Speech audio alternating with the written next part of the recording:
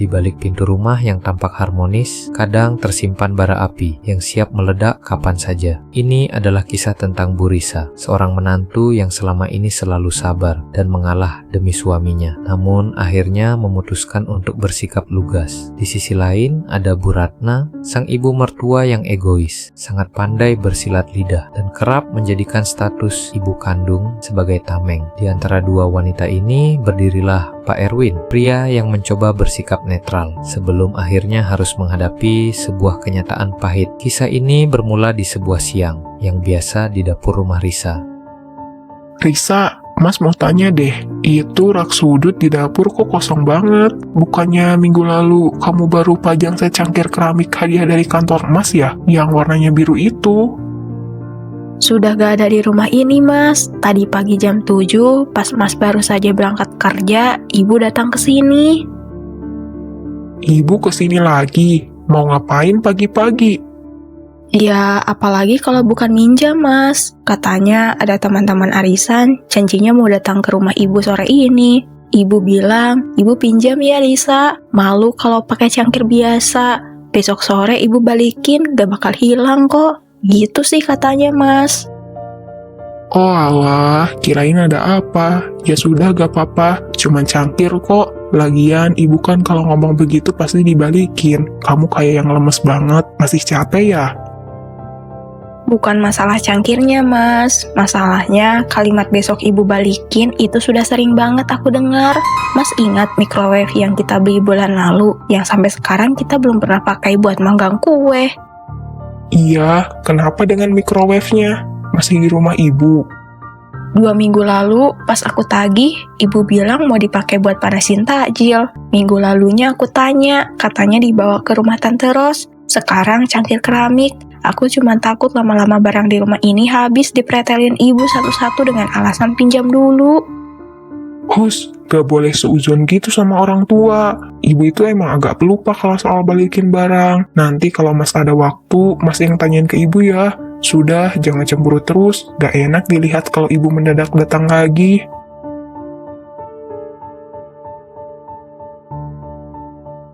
Tiga hari berlalu, tensi di rumah itu tiba-tiba memanas. Bu Ratna kembali datang, dan kali ini ia mengincar blender kapsul milik Risa.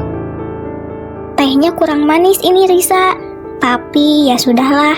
Oh iya, Ibu kesini sebentar aja mau minta tolong. Itu blender kapsul kamu yang dipakai buat bumbu masih ada kan? Ibu pinjam dulu ya. Pembantu Ibu si Seri lagi pulang ke kampung. Ibu repot kalau mesti ngulek. Maaf, Bu. Kalau untuk blender yang itu, aku nggak bisa pinjamkan. Loh, kok bisa? Kamu kan punya 2. Yang satu besar, yang satunya kapsul. Ibu cuma pinjam aja yang kecil. Gak bakal Ibu jual kok. Bukan begitu, Bu. Blender yang besar itu posisinya rusak. Pas Ibu kembalikan 2 bulan lalu, mesinnya jebol karena Ibu pakai buat menghancurkan es batu besar. Padahal kan aku sudah bilang, itu cuma buat jus buah. Sampai sekarang, aku belum bisa servis karena biayanya mahal. Jadi, aku cuma punya satu-satunya yang kecil ini buat masak sehari-hari. Ya ampun, Risa. Masalah blender 2 bulan lalu kok masih diungkit-ungkit sampai sekarang. Kamu itu dendaman banget ya orangnya. Ibu ini mertua kamu, ibunya Erwin. Berani-beraninya kamu perhitungan cuma karena barang elektronik murahan begitu. Aku nggak perhitungan kok, Bu. Aku cuma mau minta tanggung jawabnya aja. Waktu blender besar itu rusak, Ibu bilang, nanti Ibu ganti yang baru ya, Risa. Tapi mana? Ditambah lagi, cangkir keramik biru minggu lalu, pas aku chat tanya kapan dikembalikan, Ibu malah cuma baca aja. Oh, jadi sekarang kamu mau menagih-nagih ke ibu? Kamu mau mengemis ganti rugi sama orang tua? Hebat ya kamu. Erwin itu sukses kerja kantoran karena siapa? Ya karena doa ibu. Semua yang ada di rumah ini secara gak langsung itu punya ibu juga. Karena ini hasil keringat anak ibu. Kamu ini di sini cuma numpang hidup, gak usah belagu. Numpang hidup? Rumah ini DP-nya pakai uang tabungan aku sebelum nikah, Bu. Cicilan kita bayar berdua dari gaji Mas Erwin dan hasil aku jualan online. Aku menghormati ibu sebagai orang tuanya Mas Erwin, tapi bukan berarti ibu semena-mena ambil barang kami tanpa pernah diganti. Erwin, keluar kamu, Win. Lihat ini istrimu, biadab sekali sama orang tua.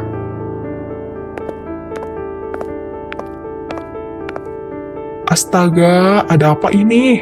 Ibu, Risa, kok suaranya sampai kedengeran ke dalam? Kenapa teriak-teriak? Ibu gak kuat, Win.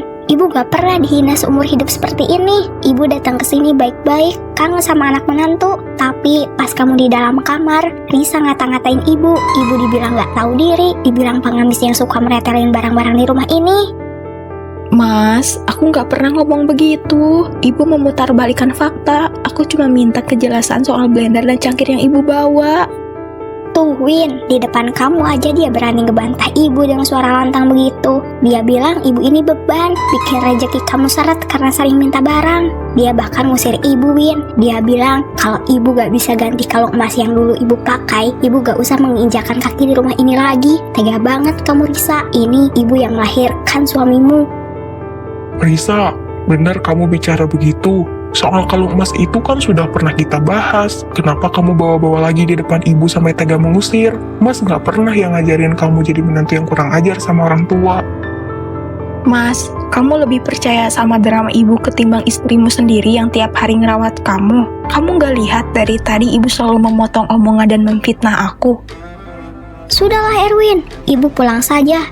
Ibu tahu ibu sudah tua, sudah gak berguna. Ibu gak sudi diinjak-injak di dalam rumah anak kandung ibu sendiri oleh perempuan asing yang baru saja beberapa tahun kamu nikahin ini. Biar ibu pulang, biar ibu mati kelaparan di rumah, asalkan istrimu ini puas. 1 minggu kemudian, ruang tamu itu kembali menjadi saksi bisu, namun dengan suasana yang jauh lebih dingin dan tegang. Ini adalah waktu pembuktian. Sebenarnya ada apa lagi sih? Kamu telepon ibu berkali-kali, nyuruh ibu datang sore ini, katanya penting. Ibu ini sibuk, banyak urusan di luar. Kalau cuma mau dengerin keluhan istrimu yang kekanak-kanakan itu lagi, ibu mending pulang. Malas ibu lihat mukanya. Bukan begitu, Bu. Erwin cuma mau menyelesaikan masalah yang minggu lalu tertunda. Erwin gak mau rumah tangga Erwin goyah cuma karena salah paham soal barang-barang yang dipinjam. Risa bilang daftar barang yang ibu bawa dan belum kembali itu sudah terlalu banyak. Banyak apa? Cangkir biru kemarin, microwave, itu doang kok. Itu pun sudah ibu bilang, nanti ibu kembalikan kalau ingat. Istrimu ini sengaja membesar-besarkan masalah yang sepele supaya kamu benci sama ibu. Dia itu punya penyakit hati, cemburu melihat kamu berbakti sama ibu kandungmu sendiri. Dia mau memutuskan tali silaturahmi kita. Silakan dibaca Mas Erwin. Ini adalah daftar barang-barang yang ibu bawa sejak setahun terakhir, lengkap dengan tanggal, jam, dan status barangnya sekarang. Halah, kertas sampah apa itu? Kamu niat banget ya bikin-bikin ginian? Erwin, kamu lihat kelakuan istrimu. Sampai bikin bukti palsu begini buat memojokkan mertuanya sendiri. Ibu gak pernah ambil barang-barang sebanyak ini. Soal kalung emas pernikahan kalian yang hilang itu murni kelalaian dia sendiri. Dia yang teledor ngilangin. Tapi karena takut kamu marahin, dia lempar kesalahannya ke ibu. Ibu dipandangnya kayak kriminal. Ibu yakin aku yang ngilangin kalung emas itu? Ibu yakin ibu gak pernah menyentuh kotak perhiasan di laci rias 3 bulan yang lalu? Yakinlah 100%. Ibu gak sudi ya megang-megang perhiasan kamu yang gak seberapa itu. Gak usah menuduh tanpa bukti, Risa. Dihukum manapun, kalau gak ada bukti, kamu bisa dituntut balik atas pencemaran nama baik. Erwin, kamu diam saja dari tadi. Bela ibumu ini. Mas Erwin, tolong buka ruang obrolan kita di WA. Aku baru saja kirim 1 file rekaman suara. Tolong putar sekarang ya, pakai speaker biar kita semua dengar. Rekaman apa lagi? Jangan macam-macam ya kamu, Risa. Erwin, gak usah didengar. Dia cuma mau memanipulasi kamu pakai teknologi zaman sekarang. Sebentar, Bu, biar Erwin dengar dulu. Risa, ini ibu. Kalau emas yang di laci kamu itu ibu bawa dulu ya. Ibu gadai sebentar buat nyukupin uang arisan ibu yang kurang. Kamu jangan berani-berani bilang ke Erwin. Nanti bulan depan kalau ibu dapat kocokan arisan, ibu terus lagi. Ibu balikin lagi ke tempatnya. Awas kamu ya, kalau berani ngadu-ngadu ke Erwin, ibu bikin rumah tangga kalian berantakan. Ibu bikin Erwin benci sama kamu. Ingat itu. Seketika, ruangan menjadi sunyi senyap. Wajah Bu Ratna yang tadinya angkuh berubah pucat pasi bagai kehilangan darah. Ibu, jadi semua suara ini beneran suara ibu?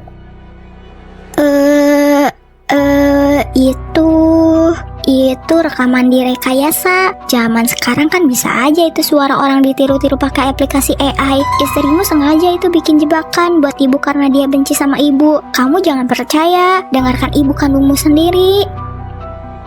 Cukup, Bu, cukup. Erwin kenal betul suara ibu. Selama ini, Erwin selalu diam, Erwin selalu marahin Risa, Erwin minta Risa buat mengalah, buat sabar, karena Erwin pikir Risa yang kurang bisa beradaptasi sama orang tua. Tapi ternyata, ibu tega memfitnah menantu ibu sendiri. Ibu tega mengancam mau menghancurkan rumah tangga anak kandung ibu sendiri demi menutupi kelakuan ibu yang gak tahu diri. Kamu berani ngebentak ibu? Kurang ajar kamu ya. Ibu yang mengandung kamu 9 bulan. Surga kamu itu ada di bawah telapak kaki ibu, bukan di bawah ketiak istri kamu. Berani kamu membela perempuan asing ini dan menuduh ibu kandungmu sendiri pencuri. Anak durhaka kamu. Kena kutuk kamu baru tahu rasa. Erwin tidak durhaka, Bu. Erwin tahu surga Erwin ada pada berbakti kepada orang tua. Tapi Erwin juga seorang suami. Ibu sudah merampas barang yang bukan hak milik ibu. Ibu berbohong. Lalu dengan teganya, ibu memutarbalikan fakta seolah-olah Risa yang jahat di rumah ini. Di mana hati nurani ibu sebagai seorang ibu? Oh, jadi kamu sudah berani menceramahi ibu. Bagus. Sudah pintar ya kamu semenjak nikah sama perempuan pelit ini. Oke, kalau itu mau kamu, ibu gak akan sudi lagi menginjakan kaki di rumah ini lagi. Ibu gak butuh anak durhaka kayak kamu. Ingat ya Win, jangan pernah kamu berani datang ke rumah ibu lagi. Jangan pernah kamu kirim uang bulanan lagi ke ibu. Ibu gak sudi terima uang dari anak yang sudah dicuci otaknya sama istri. Ibu bisa hidup sendiri tanpa uang haram dari kalian. Ibu gak usah khawatir, memang mulai bulan depan aku tidak akan lagi mengirimkan uang bulanan penuh seperti biasanya ke rekening ibu. Apa kamu bilang? Kamu beneran gak mau kasih ibu uang? Uang bulanan ibu akan Erwin potong sebesar 50% setiap bulannya. Uang potongan itu akan dipakai untuk menebus kembali kalung emas pernikahan kami yang sudah ibu gadai tanpa izin dan untuk membeli kembali semua barang-barang milik Risa yang sudah ibu bawa dan rusak. Setelah semua nilai barang itu lunas terbayar, baru Erwin akan kembalikan jatah bulanan ibu. Itu pun Erwin yang akan antar langsung ke rumah ibu, karena mulai detik ini, ibu tidak diizinkan lagi menginjakan kaki di halaman rumah ini sebelum ibu meminta maaf secara tulus kepada istri Erwin. Erwin, kamu tega banget sama ibu. Kamu beneran tega. Erwin nggak tega, Bu. Erwin cuma sedang menegakkan keadilan di rumah tangga Erwin sendiri. Silakan pulang, Bu. Sebuah akhir yang tegas dari Pak Erwin, karena pada akhirnya rasa hormat tidak bisa hanya dituntut lewat status, melainkan harus dijaga lewat kejujuran.